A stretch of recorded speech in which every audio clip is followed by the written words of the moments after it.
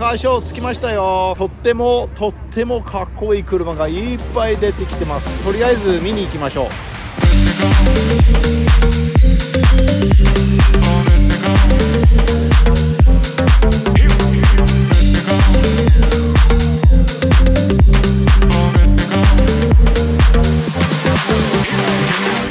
この1980年代の前半のコルベットがめちゃめちゃ改造してる。なんとなくバットマンの車に見えません？ワイドボディでかっこいいよね。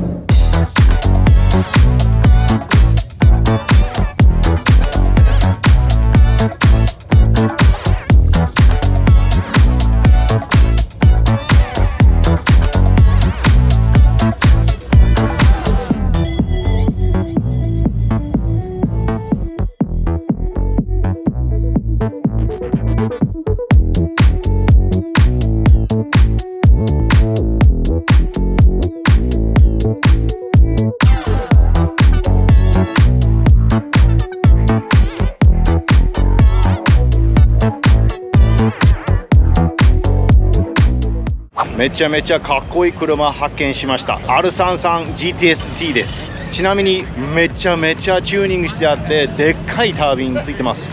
でっかいタービンです。手に比較とかなりでかいね。そしてインマニがすごくできてるね。これアルミの溶接はめちゃめちゃ綺麗だね。スロットルボディがでかくない？ RB25DET だけどかなりチューニングしてあるな。何馬力出るんだろうねこれ。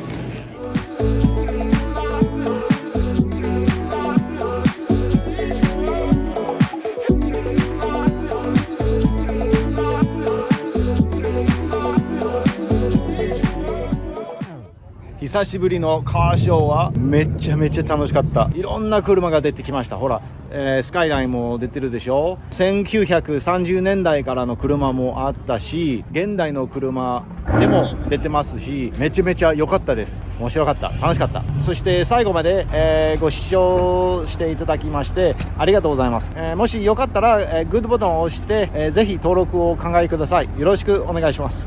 じゃあね。